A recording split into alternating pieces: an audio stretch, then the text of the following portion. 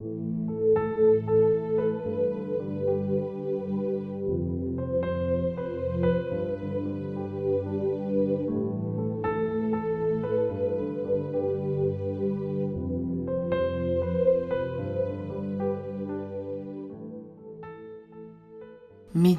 du 13 septembre. Il m'a sauvé la vie. Il donne le salut au roi. Il délivre de l'épée cruelle David, son serviteur. Psaume 144, le verset 10. Nous étions réunis pour passer ensemble une merveilleuse fin de semaine. Le vendredi soir était arrivé et à partir de 5 heures, nous nous sommes réunis pour le début du sabbat. Après le service de consécration, nous avons chanté pour clôturer. Nous étions sur la chaire et toute la congrégation chantait avec joie les strophes de l'hymne intitulé « Quand le vol de la tempête ». Du haut de l'estrade, j'ai vu un homme arriver au temple, s'arrêter à la porte, regarder à l'intérieur, se tourner vers ceux qui m'accompagnaient, mettre la main dans son sac à dos et sortir un pistolet reluisant. Il a visé et tiré plusieurs fois. La dernière strophe du chant s'est gelée dans les gorges des plus de 500 personnes qui s'étaient rassemblées. L'ancien m'a dit « Pasteur, priez vite, nous devons arriver à nos maisons, ils vont prendre le village, il n'y aura de violents combats. » Nous avons libéré les membres, tous sont sortis du temple et ont disparu dans l'obscurité de la nuit. En compagnie de la propriétaire de notre logement, nous avons marché rapidement vers la maison,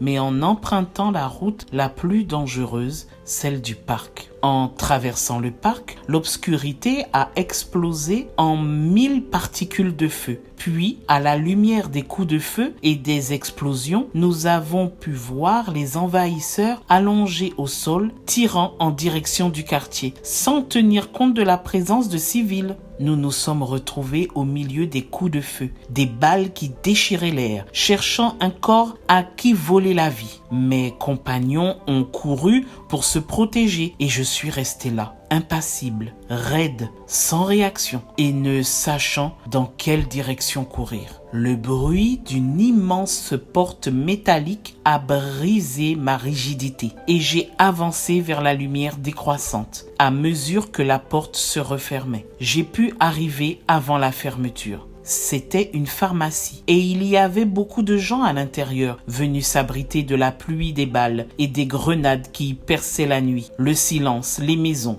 et les toits. On a failli mourir au milieu des combats. Je t'ai raconté à plusieurs reprises comment le Seigneur m'a sauvé la vie, mais cette fois-là, j'ai réalisé qu'il avait un projet pour moi. J'ignore les dangers que tu rencontres aujourd'hui en sortant pour commencer ta journée, mais tu peux être sûr que Dieu a de grands projets pour toi et qu'il te délivrera de tout danger. Excellente journée à toi et je te dis à demain si Dieu veut.